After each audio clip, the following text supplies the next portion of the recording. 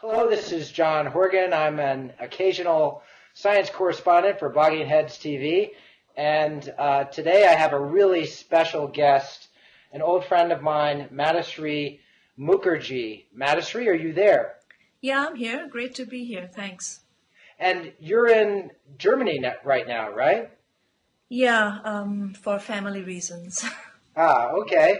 Well, so I think I first met you around 1990 or whenever you came onto the staff of Scientific American, and we worked together for, I don't know, 5 or 6 years, Yeah. or for a while anyway. I think you left before I did and went off to write books. But I wonder if you could just tell people a little bit about your background, because it's really unusual. You mean academic? Well, I was born in India and I Hmm. flew to the US to study physics, and I got a PhD from the University of Chicago. In fact, my thesis advisor, Nambu, just got a Nobel Prize. And then I did a postdoc, and after that I changed to science journalism. I worked with Physics Today for a year, Hmm. and then I went to Scientific American, and yeah, we had a good time. I learned a lot. I learned a lot about. I learned that I could handle a great variety of subjects Hmm. competently. You were actually a particle physicist, right? And the person you work with, Nambu, was he somebody who worked on um, unified theories of physics, or Well, what? Nambu has worked on. I mean, his work is just seminal to very many different things like quark theory and so on. And yes, of course, unified theories. But I wasn't working on particle physics with him. I was doing some nuclear physics, Hmm. and I got a bit bored with that, frankly. Yeah. Well, the nice thing about science journalism is that you can be a dilettante and skip from topic to topic, and then when you get bored, you go on to the next thing. That's right. That's exactly what I do. Let me ask you a question. I hope this isn't too personal. Actually, we were just having a discussion at my college yesterday among some faculty members about, I guess sometimes it's called post-colonial studies, postmodernism, and so forth. And it's kind of about the different worldviews of different cultures, and especially Western cultures versus some former colonies like India, let's say. And there's a suggestion among some philosophers that science should really be identified as Western European science, and that there might be these other modes of knowledge. Was that something that ever informed your thinking about science as somebody who came from India? I come from India, but I come from a middle class, which is, I think, in its thinking, not very different from the West. The Hmm. middle class actually grew up around the early 1800s. It was when English first arrived in India, and you have basically the growth of generations for the first time that have been exposed to Western thinking. So the way I was thinking growing up was not very different from the way you think. Hmm. But my first book, The Land of Naked People, where I examined the ways in which Aboriginal hunter-gatherers look at the world, I felt that, yes, indeed, there is a vastly different way of looking at the world, and I feel it's just as legitimate given that they've been able to survive on their islands for 60,000 years. I was just holding your book up, Land of the Naked People, as we spoke. I'm glad you brought it up because I was going to if you didn't. I thought it was really interesting when you started investigating some of these issues that were really outside of the purview of the sorts of things we were doing at Scientific American. Can you just tell people how you decided to write The Land of the Naked People, and if it was related at all to your own origins? It did take you back to India to do your research. Well, that's right. The book is set in the Andaman Islands, which are a chain of islands south of Burma. Hmm. But because the British had conquered them around 1857, after the British left, these islands passed to India. I remember growing up hearing stories about the penal colony on the Andamans where a lot of Indian freedom fighters used to be sent. And the stories we heard was about savages who would hunt down any escaped freedom fighters and either bring them back to the authorities or bring their heads back to the authorities. And I became very curious about who these savages are and what they are like and what they're like nowadays. And I became even more interested when I learned that there's still a group of them on an island, North Sentinel Island, that will not let any outsiders land. After the tsunami, there was this great photo going around of these people on an island shooting arrows up at a helicopter that was hovering overhead. That's great. The Andamanese, there's just, I think, probably 500 or so left. They actually did not suffer from the tsunami because they knew it was coming. And that's what I mean about their knowledge systems being perfectly adequate for their environments. Mm-hmm. They just fail when they come in contact with us because we are just so overwhelmingly powerful and ruthless. Have they even been studied? Will they even allow anthropologists to come and study them, or they are totally isolated from outside contact? Well, there are different groups of them. There are 4 different groups, and they are in different stages of contact with the outside world. And unfortunately, they're all stages of decay because when you look at the group that's most assimilated, there are serious problems with alcohol. The children don't speak the native languages and so on. And this was what I learned when I actually went there, that these savages are humans after all. And they're humans who have been given a really bad deal by us, by outsiders. Anthropologists, they can interact with the more assimilated groups, but not with the Jarawa right now. The Jarawa are about 300, and until 1998, when I was mainly on the islands, they were shooting outsiders, and they started coming out of the forest. And what happened when they stopped shooting outsiders was that the forest started being overrun by poachers, and they are, a lot of us fear, we don't really know what's happening in the forest, but we fear that they have a subsistence crisis. They simply can't survive if their resources keep being taken away. Mm-hmm. Is this kind of is it fair to say that this is a case of the formerly oppressed people in India, oppressed by the British, then they achieved their independence, then oppressing or treating badly some of their own indigenous people? Is that a fair? Yeah, I think neocolonialism or internal colonialism is a perfectly appropriate term to use here. I think Indians have learned far too much from the British. And this was one of them. And you see some of this going on even now in parts of India where hunter-gatherers or other indigenous peoples live. There's an enormous resource rush, especially things like iron and aluminum. And it's devastating what's happening to the indigenous people. And this is something that I feel the Western world is not paying enough attention to.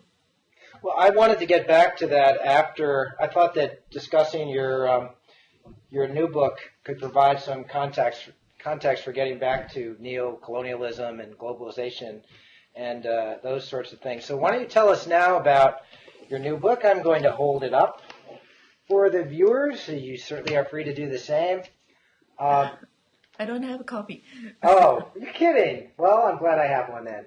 Churchill's Secret War, which I just can't recommend highly enough. I really found it fascinating. I first read it in manuscript, I guess a couple of years ago. And I've been hearing you talk about it for a while. It was just filled with all sorts of information that was totally new to me, and also put some things that I thought I had known about in a completely different new light. So why don't you just tell us about how this book came to be? Maybe you could start by telling us about how you first learned about this great famine in Bengal, which is really the core of the book. Well, I was born in Bengal, and the odd thing is I did not learn about it till I was about, say, 12 years old. I had a friend who was an elderly neighbor, and he had been a civil servant, an Indian, but a civil servant during British times. And he was a real Anglophile. He had a set of Gibbons on his desk, and he would read The Economist. And he told me I should read the Gulag Archipelago, which I did. He told me that there was a famine in Bengal, and he said grain was taken away so the Japanese wouldn't get it, and so the soldiers could eat it. And then he just stopped, and he said no more. He just would not talk about it anymore, and I still don't really know why. I never thought much about it. I went back and asked my mother, and she said yes, there was such a thing. And it turns out that she had actually witnessed it, but it was just so painful that she had never mentioned it to me. And after I finished the Andaman book, I started thinking about poverty.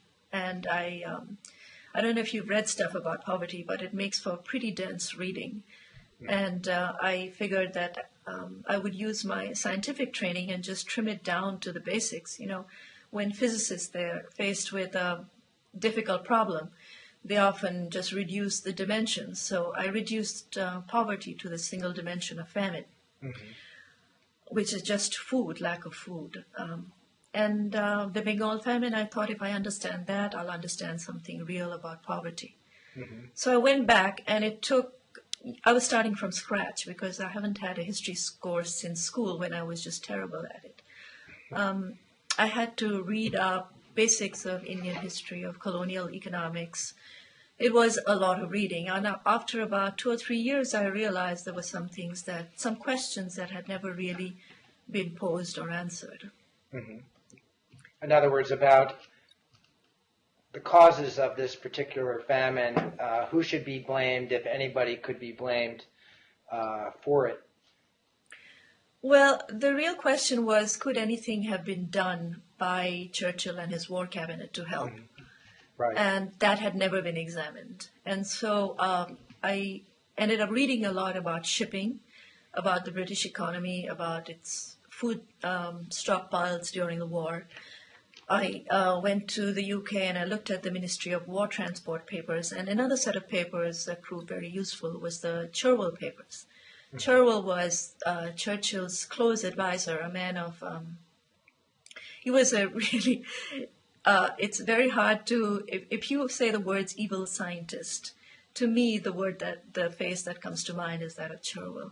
Yes, Churchill, he was quite a vivid character in your book, I must say.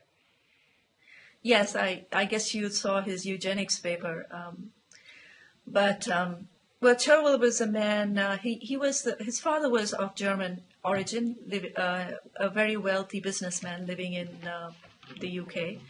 And Lindemann, as he was known originally, I'm sorry, because I sometimes was, I've seen him referred to in different ways. He was Lord Churchill, but what was his actual name? His name was Frederick Alexander Lindemann. And you said he was born. Okay, and he was of German ancestry, and he was also sometimes called the Prof? Yes, he was educated in Germany. He went to Germany for schooling and for university. And so he came back with a German accent that didn't really make him very popular among a lot of British people at the time of the war, of course. He got a job at Oxford, and then he really liked aristocracy. So he began hanging out with dukes and met Churchill, and the two of them just took to each other because they had very similar personalities. They were both very men with a lot of life in them, a lot of adventure. They loved adventure. And one of the things Lindemann was known for was figuring out how to get an aircraft out of a stall, and that had saved many lives. And they were both men, I will say, and not just I alone, of somewhat violent personalities. Lindemann's views about other peoples of other kinds are just unbelievable to read nowadays. He was physically revolted in the presence of anyone who was black. He was anti-Semitic, although he did rescue a lot of Jewish scientists from Hitler. by giving them positions at Oxford. And, well, he just hated just about everybody. He thought that the world should be ruled by a clique of people who were aristocratic and brilliant like himself and Churchill. Was he sympathetic toward the Nazis originally? I mean, in the early 30s. No, he hated the Nazis because they had taken away some family property. He was not. And one of the reasons, he's also the person, he comes up in my book a lot because he advised Churchill against sending relief for the famine. But he hated the German people so much so that he urged Churchill to bomb German cities. There's this memo that he wrote about that saying that people mind having their homes burned much more than they mind having their relatives killed. And he came up with all these figures about how many Germans should be thrown out of house and home by bombing. I'm sorry, so can you just try to back up to where you were before we were so rudely... Well, I was just saying that Lindemann and Churchill, as he became known later, was anti-Semitic, but he hated Nazis too. Yes. And that was one reason why he urged the bombing of German citizens. Mm-hmm. And he was very much an enthusiast for eugenics, right? Improving, and not just improving humanity through selective breeding, but even possibly, was he talking about things like genetic engineering and lobotomies, brain surgery, possibly drugs? I mean, he was open to all sorts of possibilities for creating some kind of super race. Is that right? Well, there are drafts in his papers of a lecture that he gave probably sometime in the 1930s. And he talks about how to preserve the rule of the aristocracy and of the brilliant and of white people. And the way to do this is to remove from the slave peoples any capacity for ambition, any capacity for suffering. The reason being that you would reduce them to, he actually used this phrase, bees in a beehive or ants in an ant colony. So you would have all these slaves doing the difficult work, and then not once would they think of rebellion because they would not have the capacity to think about rebellion. So you would have the hierarchical structure permanently in place. Was that sounds so much like Huxley's Brave New World. Was that an inspiration for Huxley? I wish I knew that because, yes, you're right, they were contemporaries. Mm-hmm. And I really don't know which came first, whether it was Huxley's book or if it was Lindemann's paper. Mm-hmm. I think it's quite likely that they would have heard each other's ideas. Now, even in the context of the period, I mean, certainly racism was much more common and accepted back then in the United States as well as in Britain. But even by the standards of the time, Churchill's views were particularly extreme. Is that fair to say? Yes, absolutely. And to what extent was, and this was a person who was a very close advisor of Churchill's, to what extent did Churchill absorb some of these ideas himself? I think Churchill went in a different direction.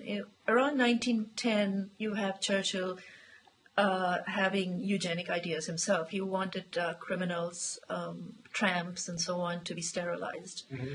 But he was also a politician, and you don't earn votes by telling people that, they have to stop breeding. Mm-hmm. So I think Churchill's views actually became tempered by the fact that he was a politician. Mm-hmm.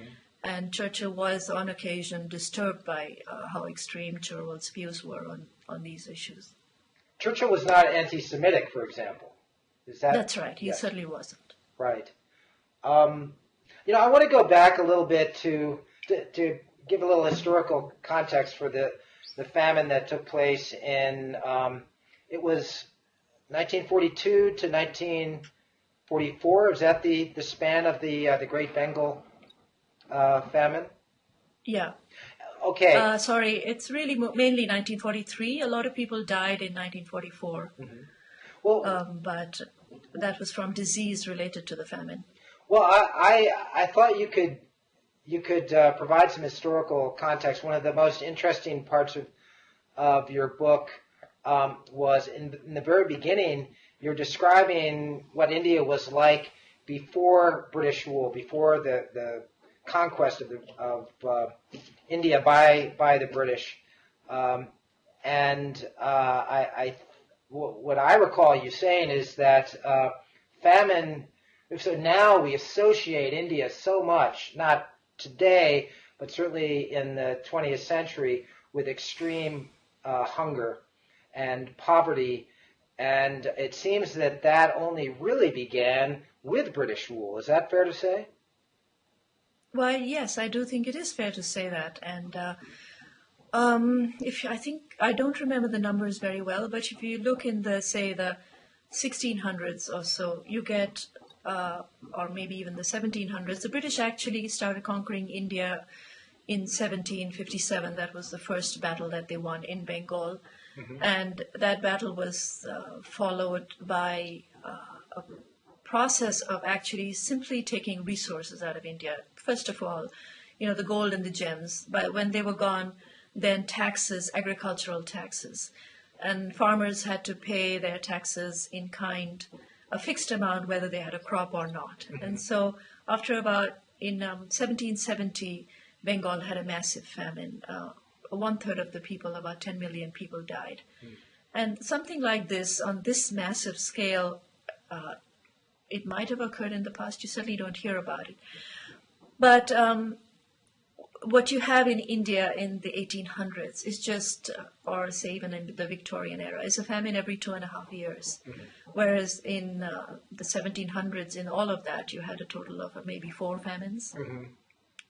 So the scale is staggering, especially in Victorian times. And these famines happened because India was forced to export its grain in order to earn foreign exchange, in order to pay all the duties that Britain imposed on India. So the British were saying, look, we are giving you a good administration, we are giving you expert civil servants, they need their salaries to be paid. So India owed Britain huge amounts of money in salaries of civil servants, in interest for mutinies. In 1857, there was a massive mutiny, and that had to be put down by importing British troops, and the entire cost of that, which was £50 million, was charged to India. Mm-hmm. So you have all of these charges piling up. So India had to every year pay about, say, £20 million to Britain to meet all of these charges. And to earn this foreign exchange, it had to export agricultural crops. So you have, in famine years, millions of tons of grain being exported from India. Mm-hmm.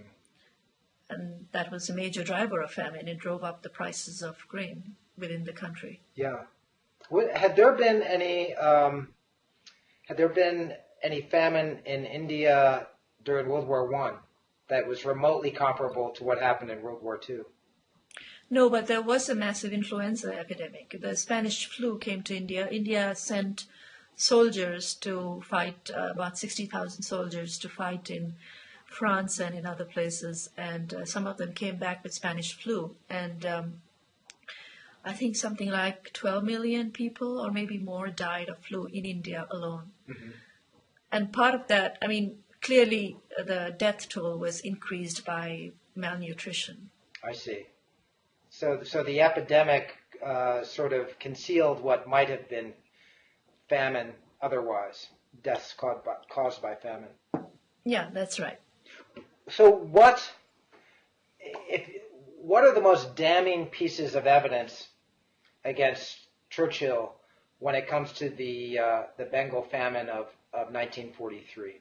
What were the pieces of evidence that were most convincing to you that he really was at least partially culpable for what happened? Well, there are several points in which Churchill comes in, and they're not of equal importance, but I'll just list them. The scorched earth policy. The Japanese conquered Burma, and when it could not, Burma was also a British colony, as was Singapore, and when Churchill realized that these were going to fall, he ordered a scorched earth policy. So there was such a policy in Burma and also in Bengal, which is in the east of India, and where it was feared the Japanese would land. that took away a lot of the grain, a lot of the boats, and severely damaged the economy. Mm-hmm. That's one point where he comes in. Churchill also insisted that even after the Japanese were on the borders of India and rice imports from Burma had been cut off. Now, the Indian poor were dependent on about 1 to 2 million tons of rice a year from Burma and Thailand. And when the Japanese occupied these territories, that import was cut off. Mm-hmm. But then, India being British territory, it was forced to agree to continue to export rice to meet the needs of the British Empire elsewhere. Mm-hmm. So even after India doesn't have any imports of rice, it's forced to continue exporting rice. It exported 260,000 tons in the fiscal year 42 to 43. That's right after the Japanese came into Burma. Mm-hmm. So, and Churchill insisted on that. Churchill insisted, even after India had a proven rice shortage, that it continued to export. Mm-hmm.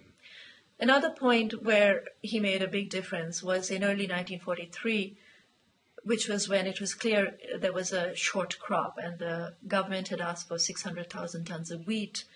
Government of India had asked for an import of 600,000 tons of wheat to meet the needs of the Indian army. Now, India had a 2 million strong army and was responsible for feeding its army even when it was fighting in the Middle East. Mm-hmm. So, and Churchill just at that point removed 60% of the shipping from the Indian Ocean in order to shore up Britain's imports. Mm-hmm.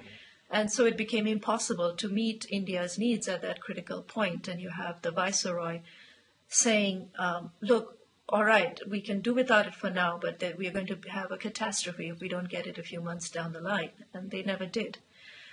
Now, the one point... Let me just ask you a question about, so you've got some of these British officials saying, sort of raising the alarm and saying something has to be done. They recognize that there's a famine going on. Lots of people are dying.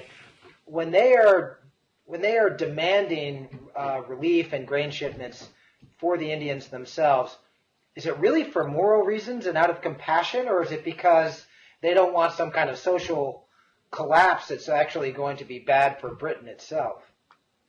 They wanted to keep the war effort going. Right. So they didn't even have enough grain to feed the army and the factory workers. Mm-hmm. And India needed about 600,000 tons of wheat a year just to feed the army alone. Yeah, you're right. It wasn't compassion, although, of course, I'm sure they would have liked to feed the starving people. But at that point, the only argument that would have had a chance of getting to the war cabinet's attention was something to do with the war effort. Right. Absolutely pragmatic. Let me ask you, did you have an overall impression of Churchill before you started doing your research? In other words, it seems to me that there are two issues: your personal attitude toward Churchill, whether or not that was favorable, but then there's also this kind of mythology around Churchill as one of the great heroes of the Allies, maybe the greatest war leader during World War II, who stood up to Hitler, and in a time when nobody else seemed to be able to. Can you just describe how your feelings toward Hitler changed, if at all, and how difficult it was for you to decide to attack the mythology of Hitler? I mean, excuse me, of Churchill. Sorry about that. Well, I wanted to actually, before I start answering that, I wanted to get back to what I think was Churchill's most direct contribution to the famine. Oh, okay. And that was his decision on August 4th, when famine had broken out, mm-hmm. to refuse to send any famine relief at all to India. And this is, I think, a result that absolutely was completely unknown until I found it in the papers of the Ministry of War Transport. Mm-hmm. The government of India had asked for 500,000 tons before the end of the year just to feed the army, just to take the army off the backs of the people. Because the army will eat anyway, right? And if they don't get food from outside, they'll eat what the people are eating. Mm-hmm. And Churchill refused. He he and his advisors chose instead to use the ships that they had at their disposal to build up a stockpile in the Balkans for feeding Southern Europe, which he wanted to liberate. And this, I think, is the single most, damning decision when it comes to Churchill and the famine. I really had no idea about Churchill as a person when I started researching the book. I had no background in history. I wasn't even looking at him as an important person. But when I realized that he was playing such an important role, I realized that I really had to really make my case. In fact, you helped me. I remember you telling me one time, if you're hunting big game, you have to shoot to kill. Meaning that I can't just throw out accusations without backing them up. I can't do that because then I'll be shredded to pieces. So I actually went through the documents meticulously, and I can say that in my book I have not made a single assertion that I cannot back up thoroughly. How do you, I think inevitably, you're going to, if you talk about people who are responsible, or at least partially responsible for massive deaths, you have these comparisons, so relative scales of horror and criminality. There are people who do compare Churchill to Hitler in your book, even if it's only in a kind of exaggerated way or to provoke a response. I think Amory drew that comparison at least once. Amory being one of the more heroic British figures in your book. Is that a comparison that you think is in any way legitimate? I think there's a difference in scale, but there's a similarity in quality. What I mean by that is Hitler had a very specific view of the Slavic peoples. He wanted to conquer Russia and Ukraine and all of these countries that were inhabited by Slavs because he thought of them as slaves. And he wanted to put them to use in supplying Germany in exactly the same way as the British Empire was using, as the United Kingdom was using India. Hitler was in love with the British Empire. He talked about it all the time. His dinner conversations have been published, some of them as recollected. And he just simply wanted his own British Empire, only he wanted in his own backyard, not far away. And that's why I think there is a real similarity between the way Hitler thought about the Slavic peoples and the way Churchill thought about Indians as people who exist merely to supply the empire with what it needs. Can you describe a little bit Orwell's attitude toward what happened in Bengal? So Orwell was somebody who was actually born in Bengal. My recollection is that he was quite fond of India, and that he had very strong opinions about what happened in 1943 in Bengal. So could you describe what is known about Orwell's view of this disaster? Well, it's very indirect. Orwell, at the time that this disaster was happening, was actually a propagandist for the BBC. He was writing propaganda for broadcasting to India. And the purpose of this propaganda was to get Indians to support the war effort. And Orwell had always been an anti-imperialist. And the way he saw it was that he wanted Indians to help get rid of fascism, which at the time was a greater danger. And but he became very frustrated because in 1942 there was a rebellion in India, and Gandhi and the other leaders were put in prison, and Orwell became very disturbed. And he writes in his diary that the way the British are behaving now bothers me more than actual defeat. And he resigned from his position in September 1943, and that's just about when the news of the famine was breaking in the UK, and all of the papers were discussing it, the House of Commons was discussing it. And I feel there's no real evidence. I feel that Orwell resigned because he couldn't actually continue writing news for broadcasting to India without dealing with the famine. And he knew that to deal with it, he would have had to explain it away in some way, and he was just too honest to do that. He did write in an essay a single question, who was really to blame for the Bengal famine? But of course, he didn't have the resources at the time to answer that question.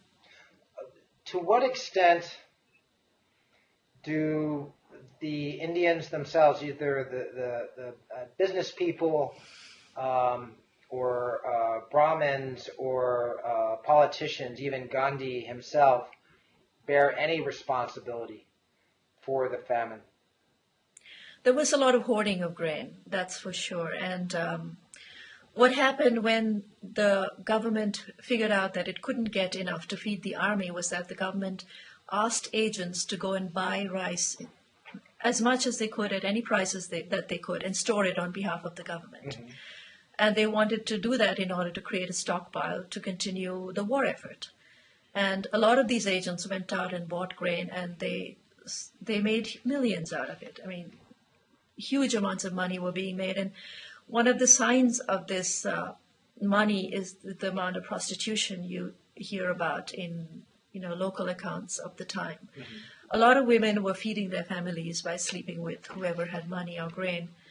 And there were a lot of people with money or grain at the time. So yes, there is, local people are definitely to blame too, but I do think that it is the task of government to punish criminals and protect the weak. And in this, the British failed completely. So were there any heroes in this whole tale? I already mentioned Amory. And you rely on his, I guess it's his memoirs, some of his writings, for as an important source of material in your book. Could you just describe his relationship to Hitler and some of the things that he might have done to try to prevent the famine or to reduce its scale? I think Amory is kind of an ambiguous figure because he was the Secretary of State for India, so he was responsible for representing India to Churchill. And Amory tried to get grain for the famine, for famine relief, and failed. In 1944, there was enough grain, and it arrived because a lot of the military chiefs, they supported Amory. People like Alan Brooke and Mountbatten, they offered to do without military supplies if those ships could instead be used to take grain to India. So there were a number of heroes, and on the ground in India itself, there were a number of officials who did their best to help with limited resources. Mm-hmm. There's one character in my book that I find really poignant. He was a soldier, Clive Branson, and he was sent to India to fight the Japanese, and he discovered that they were just sitting around not doing any fighting, except for fighting Indians, and he became very frustrated. His letters home to his wife are very beautifully written. He describes the landscapes and the people with a lot of empathy. Mm-hmm. And the tragedy of it is that he died fighting the Japanese in 1944. Mm-hmm. So I think there are heroes, and Clive Branson is, I think, to me, a hero. I just love his letters. Yeah, now that you mention it, I remember those. I remember those as well. Another surprise to me, maybe it shouldn't be if I knew the history of this era better, was that Franklin Roosevelt was really leaning on Churchill, I guess in the early 40s, to grant independence to India, and saying that he thought it was a real contradiction between Britain fighting for freedom against the Nazis and then meanwhile still maintaining this gigantic colony. Yeah, I think Roosevelt had to back off because Churchill was clearly so unreasonable when it came to India. He blew up. He called Hopkins over at 3 a.m. on a Sunday morning in order to shout at him because of a telegram that Roosevelt had sent him. Mm-hmm. And Churchill was so clearly irrational when it came to India, so violently passionate. about the empire that Roosevelt realized that to bring it up again would be to jeopardize the war effort, the Allied effort. And Roosevelt simply just did not bring it up after this episode. Just a couple of other characters that I found really fascinating in your book. I wonder if you can describe them. One was Ghaffar Khan. Khan Abdul Ghaffar Khan, yeah, right. The Pashtun, the frontier Gandhi. Mm-hmm. Yeah, yes. What was his story? Tell people about him. Well, he was a Pashtun who happened to be a very religious man. He was a huge man. He was known as something of a gentle giant. Mm-hmm. And he believed in nonviolence, believe it or not. And he had a huge following. At one point during, I think, 1942, 6,000 of his followers were in British prisons. Mm-hmm. These were nonviolent freedom fighters against British rule who were shot down for protesting taxes, for leading demonstrations. They were completely unarmed. They would go out in these, they were called the red shirts because they wore these kind of dyed shirts. And they were truly heroic because they never raised their arms. They believed in nonviolence. And what happened to Khan Abdul Ghaffar Khan was that he spent his entire life in prison, in British prisons for the first part and then later in Pakistani prisons because he was a Pashtun nationalist. I'm sorry, what is it? Pashtun is, but he was Muslim. He was Muslim, but he belonged to the people who are now the Taliban. Oh. He belonged to that same group. What an irony. What I found so fascinating about him is that he seemed to be, as you say, a kind of Muslim Gandhi, but I had never heard of him before. And I just wondered why he wasn't somebody who could be a kind of icon or model for, let's say, a nonviolent Muslim movement, a nonviolent version of the Taliban or Al Qaeda or some of these other fundamentalist groups. I think, in fact, he is. I think there is a political party in Pakistan that draws its inspiration from Khan Abdul Ghaffar Khan, but I don't know too much about it. Mm-hmm. So another person also was Bose, and I had heard a little bit about Bose, who was a contemporary of Gandhi's. Is that right? And he was... Bose was quite a bit younger than Gandhi. Oh, okay. Bose was younger, and yeah, he's a really kind of a romantic figure. Bose was someone who believed in violently overthrowing the British. Mm-hmm. And he, too, spent most of his life in prison. He actually was elected to head the Indian National Congress, that is the main nationalist party at the time. Mm-hmm. But Gandhi was very unhappy with that, and Gandhi engineered the ouster of Bose, essentially. Bose ended up in prison. This is already the wartime. And he escaped from prison. He made his way through Afghanistan, through Russia, into Berlin, where he asked the Germans for help overthrowing the British. Mm-hmm. The problem is that Hitler liked the British Empire. He wasn't going to do anything to upset the status quo in the British Empire. Mm-hmm. So Bose just kind of did nothing at all. He did get married. He had a sweetheart in Germany, and he had a child. And then at one point he decided that he would be more useful in the East, because of the Japanese successes. So you have this amazing trip by submarine all the way from Europe to Malaya. I think he transferred from a German to a Japanese submarine near Madagascar. And he surfaces there, and he was so charismatic that he managed to raise an army. There was already an army of soldiers who had been Indian soldiers who had been fighting with the British, who had been captured by the Japanese, and who had been recruited into an army that was supposed to fight back, march back into India and throw the British out. Mm-hmm. And Bose took charge of this army, and he added to it some 20,000 civilians. Mm-hmm. And his army fought. His army fought with the Japanese against the British in 1944 mainly, and they were routed. Mm-hmm. And Bose ends up dying in a mysterious plane crash in Taiwan. At least that's what the records say. He sounds like such a complicated figure. It sounds like a subject for a movie waiting to happen, kind of the anti-Gandhi or something, because, in some ways he's a very admirable figure as long as you're not a pacifist, but then he's got the association with Hitler, which is a little unsavory, but yeah, wonderfully complicated. Yes, he knew that Hitler was racist, and he knew that Hitler didn't like Indians. Hitler had described Indians, the Indian freedom movement, as a coalition of cripples. Mm-hmm. What Bose was pragmatic. He felt that it was in German interest to help him, mm-hmm. and that Hitler's racism might rise above that. As it happened, it didn't.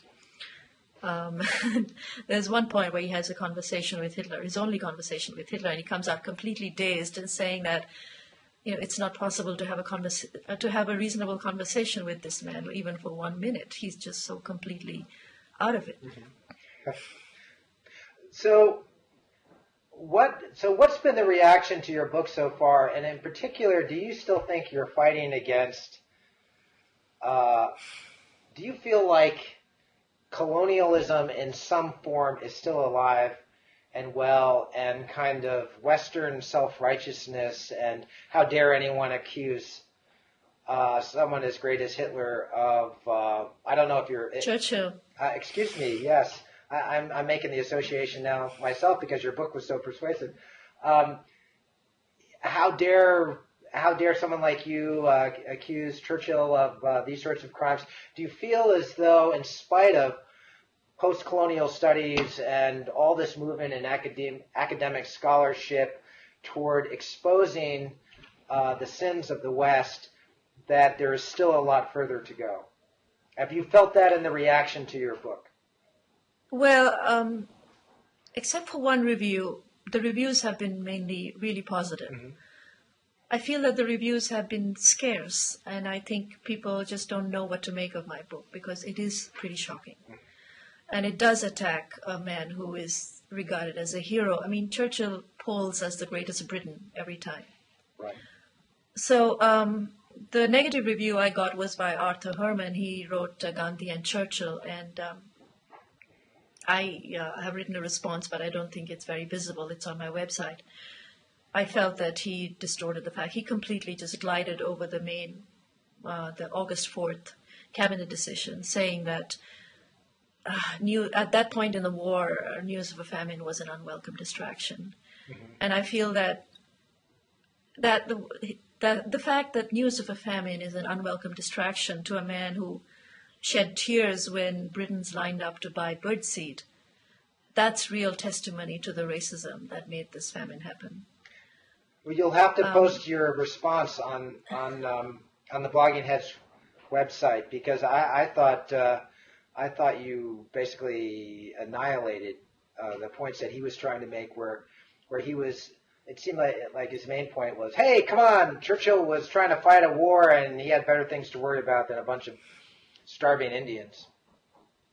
We also get something just plain wrong, like he calls the Quit India movement, Bose's Quit India movement. Bose was in Berlin at the time. He had absolutely nothing to do with it. Mm-hmm. So, Herman is just simply writing a polemical piece. He doesn't even have his facts straight. Right.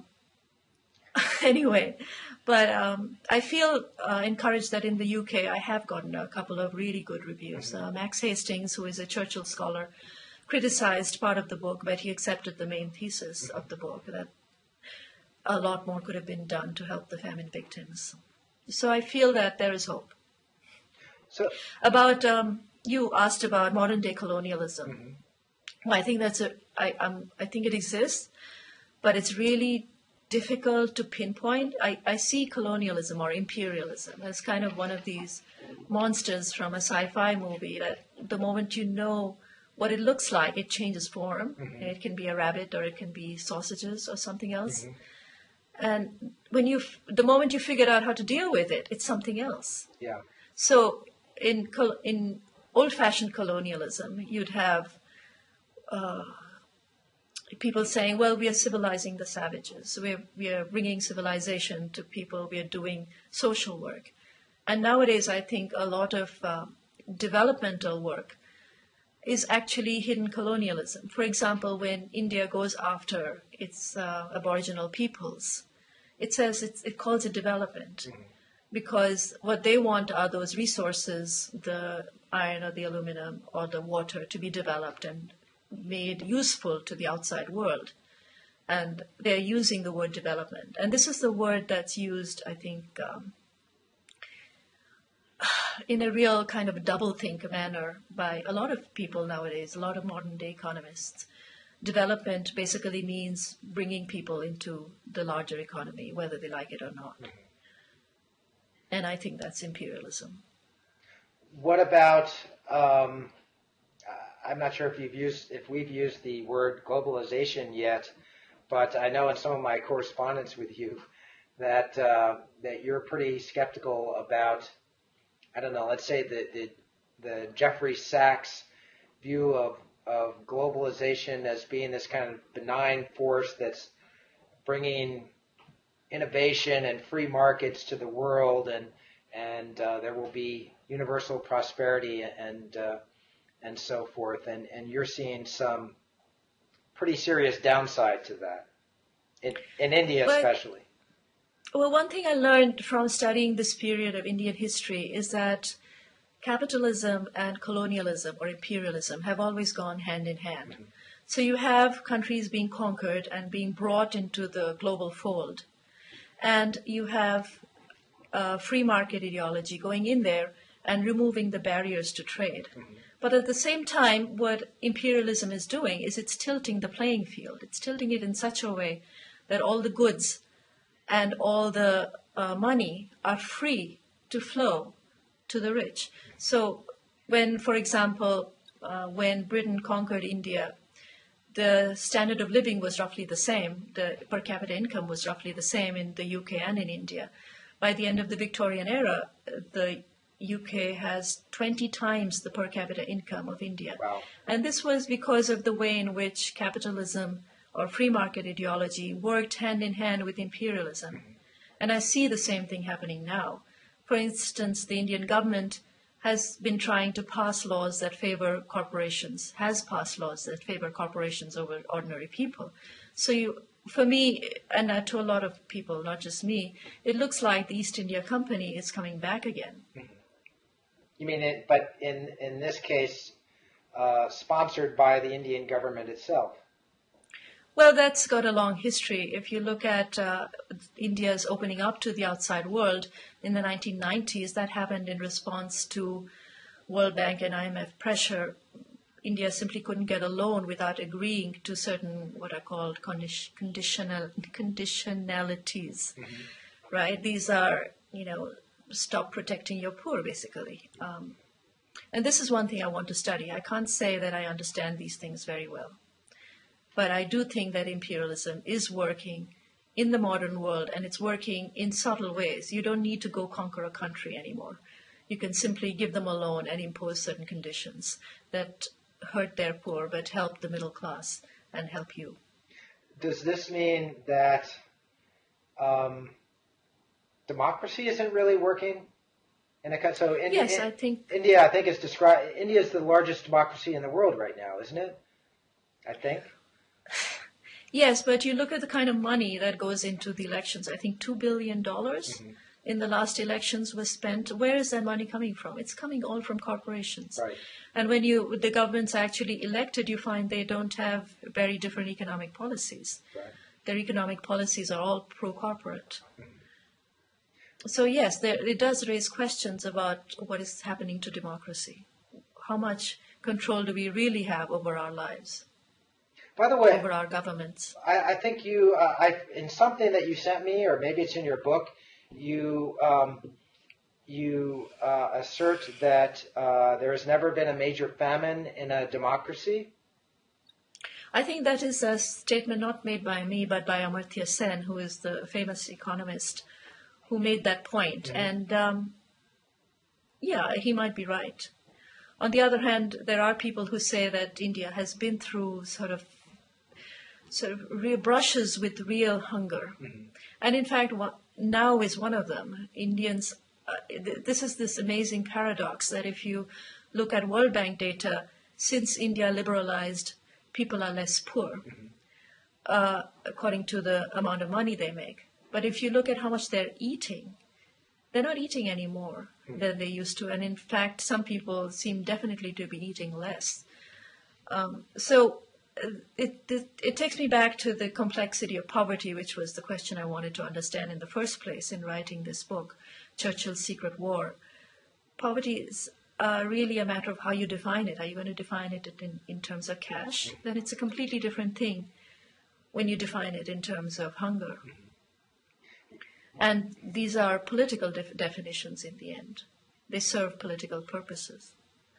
You know, it's interesting that you talk about trying to approach poverty as a physicist, because there were some parts of your book that I found almost unbearable when you have these incredibly detailed descriptions of the famine, sort of ground level descriptions of what happens to people, first person accounts, but also descriptions of what happens when you're starving to death. And so there is an emotional component to your book that is really powerful.